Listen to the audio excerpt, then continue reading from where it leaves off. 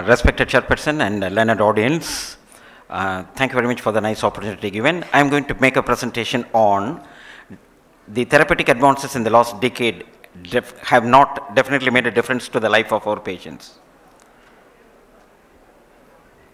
Duality of interest declaration. Type 2 diabetes is a multi-causal, heterogeneous and progressive cardiometabolic condition with an increasing prevalence and also exacts a tremendous economic burden. It's also associated with multiple comorbidities that may impact patients' quality of life. Treatment is multifactorial, but pharmacological treatment remains the mainstay of diabetes management. Despite major recent advances in the diabetic care, large proportion of patients remain in poor glycemic control, necessitating the development of new therapeutic options. ADA and ESD advocate an individualized treatment, taking into consideration the patient and disease-related factors. What we learn all these years after attending so many association meetings. Meeting treatment goal is elusive. There are multiple barriers to achieving optimal glycemic control. There is with multiple barriers for initiating insulin therapy, implementing lifestyle modification, the cost of the therapy, and formulary restrictions. Other obstacles include clinical inertia, which is very common in patients, in most of the physicians, primary care physicians, failure to start or intensify therapy when clinically indicated. Given the progressive nature of type 2, glycemic targets are often achieved by escalating doses of mono, dual, or triple combination therapy. So 50% of beta cells are dead at diagnosis. Thereafter, it follows a relentless decline in its function, and progressive deterioration in glycemic control is inevitable. And very important thing is multiple treatment intervention need to be used while managing hyperglycemia. That is reinforced, the intensification becomes mandatory. So multiple complex pathological abnormalities contribute to overall hyperglycemia type 2 diabetes. We have galaxy of drugs, very important. And type 2 diabetes management is complex due to lack of 24 hours control, long-term control, complex dosing, drug-related cardiovascular disease, declining renal function, the risk of hyperglycemia and weight gain. So ADA, my friend, he has highlighted, very important thing is patient-centered approach, shared decision making. That is a key component, and this is very important while managing conditions like diabetes. It involves the patient's participation in lifestyle management. And what next to metformin? Based on the efficacy, risk of hypoglycemia, we have galaxy of drugs. Now, avoidance of hypoglycemia, major risk factor, no doubt. We have the DPP-4 inhibitors, SGLT2, GLP. They are expensive. Cost of the therapy is very high. Avoidance of weight gain. Again, DPP-4 inhibitors, SGLT2 and GLP, expensive and the cost of the therapy. And the treatment should be affordable, and it should be easily available, and it should be most acceptable by the patients.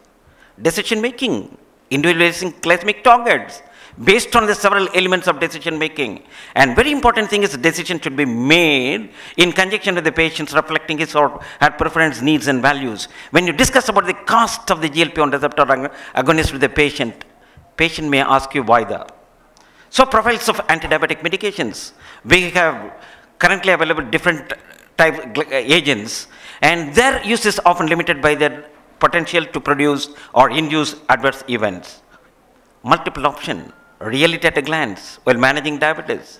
Very important thing is patients often do not reach the glycemic target. Study published in Europe, code 2, nearly 31% of the patients only achieve the glycemic target. Majority fail to achieve. Difficulty in achieving A1C levels in patients may be related to inadequate self-management and suboptimal adherence. The current reality in well-developed nations like US, despite the availability of effective therapies and evidence-based guidelines, less than half of the US adults with type 2 reach the A1C, mainly because lack of adherence to guidelines and ineffective utilization of the existing pharmacotherapy. They contribute to suboptimal care and an increased risk of morbid mortality. So meeting treatment goals is elusive for many people with diabetes. 56% of diabetics are also depressed. So study shows taking insulin a hurdle for many. Diabetes is a relentless disease.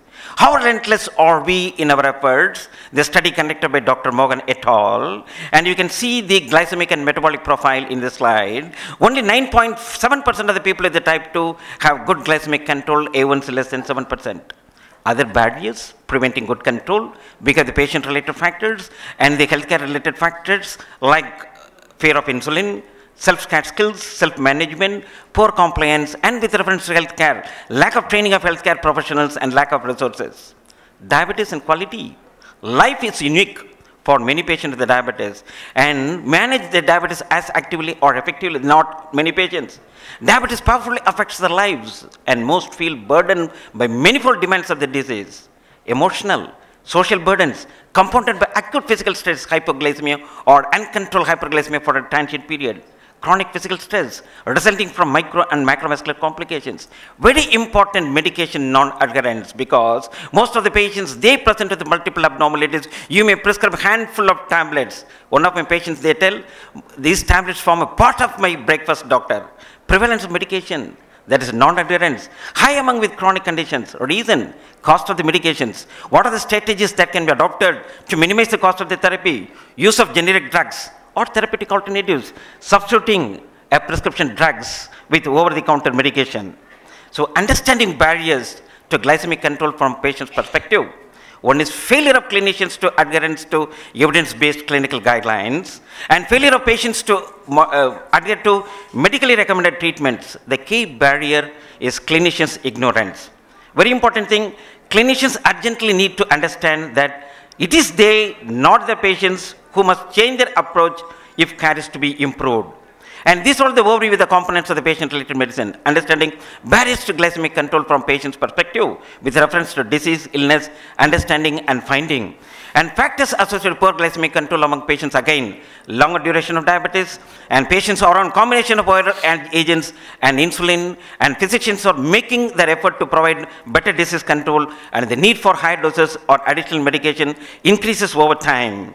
And from clinical trials to daily practice, taking therapy into the real world, is it possible? The strongest evidence from clinical trials.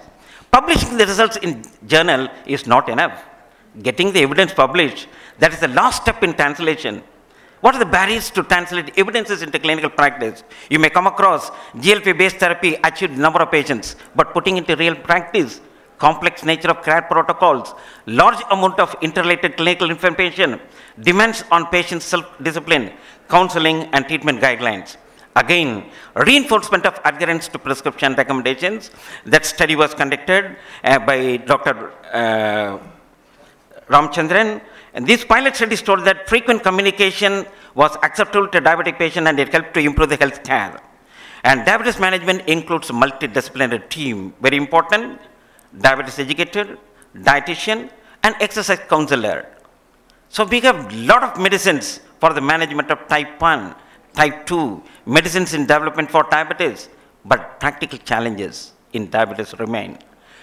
Glycemic control deterioration, weight gain, the regimen with reference to flexibility, clinical inertia, risk of hypoglycemia, and treatment complexity. Remember, if you do not know, you have to learn. If you learn, you have to implement. If you implement, you have to do it right. If you do it right, it has to be always. Again, therapeutic advances in the last decade have definitely not made a difference to the life of our patients. I strongly believe doctors' fraternity in this hall would accept my stand. Thanks a lot for the opportunity given.